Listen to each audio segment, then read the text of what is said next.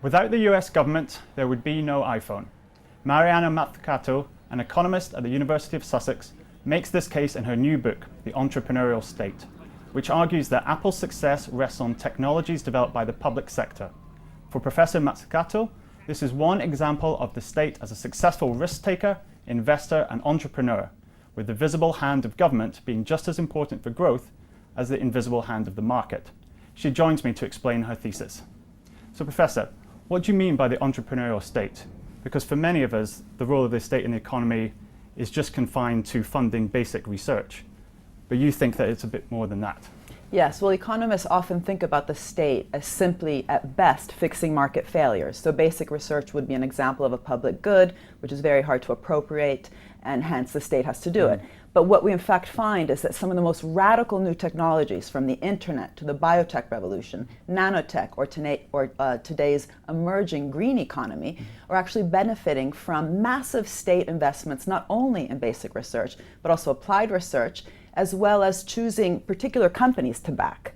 So, Compaq and Intel actually received early stage funding from the US government. So entrepreneurial state to me means the state being willing and able to take on risk, to take on real fundamental uncertainty. And we'll come to tech in a second, but you also think that pharma is a good example of a sector that's benefited from the entrepreneurial state. Absolutely. I mean, when we think about these kind of investments, often what we hear is, yes, but you're just talking about the military-industrial complex. But in fact, the National Institutes of Health in the US fund just as much, almost, innovation as the Department of Defense. And for example, Pfizer, when it recently closed down a big R&D lab in Sandwich, Kent in the UK and went to Boston, it was not because of lower tax or less regulation in that area, but because pharmaceutical companies in the US benefit from massive amounts of US government spending, which just in 2011 came to $32 billion a year, dollars. In your book, you use Apple as a case study to bring out a lot of the points that you make.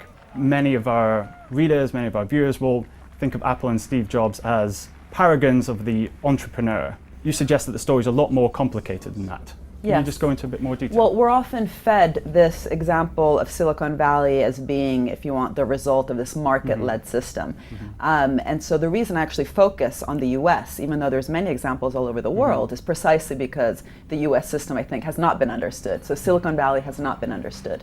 If you ask yourself what makes an iPhone smart and not stupid, it's all these radical technologies behind it. That, the internet, which allows you to surf the web on the iPhone, GPS, which allows you to know any city you're in. They all benefited from state funding, not just to basic research. And so the point is that if we want more Apples of the future, and if you want people like Steve Jobs, who was a genius, to be able to surf a wave of state investments as he did, the question is, where will that money come from? In a situation that we're in today, where the, if you want, political will to allow government budgets to be able to both find the courage, but also the actual funding to make those kind of investments is much lower today.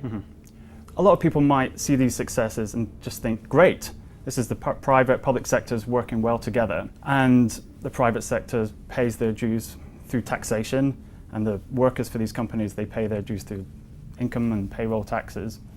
But you seem to suggest that, I guess, the contract between the public and private sectors is fraying. Yes, I mean, I think there's sort of three different problems. The first is that tax, corporate tax and capital gains tax have actually fallen a lot. And how they have fallen has actually been through these stories that we tell ourselves about where wealth creation comes from. So capital gains used to be around 40% in 1976, and it was actually the National Venture Capital Association in the US that lobbied government to bring it down to close to 20%, just a few years later in the early 80s. And this was done through saying, we are the big innovators, we are the risk takers, we are the entrepreneurs, lower our tax. Now, this is a problem because, as I just said, venture capitalists themselves often enter late in the game. In biotechnology, they came in after the state actually made some of the most radical, revolutionary investments, which, by the way, will often fail. This is a very important point. Innovation is uncertain. It will often fail. So you need to make sure that the government budget also can fund some of the failures, cover those losses, as well as reap the return from the successes to fund the next round. And the problem is that with tax coming down so much, what these companies pay also through all these different loopholes, it's, the the public purse, which has generated some of the most important radical technologies, is not being refurnished. But also, I think that the tax system itself was not necessarily devised to reap the return from uncertain innovation, which costs so much money.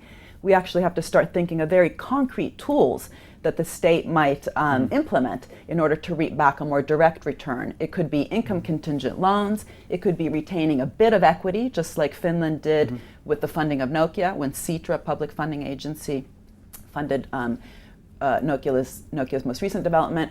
Or it could be state investment banks, of course, which we see in China and Brazil, which are playing a leading role in innovation. By definition, will retain an investment.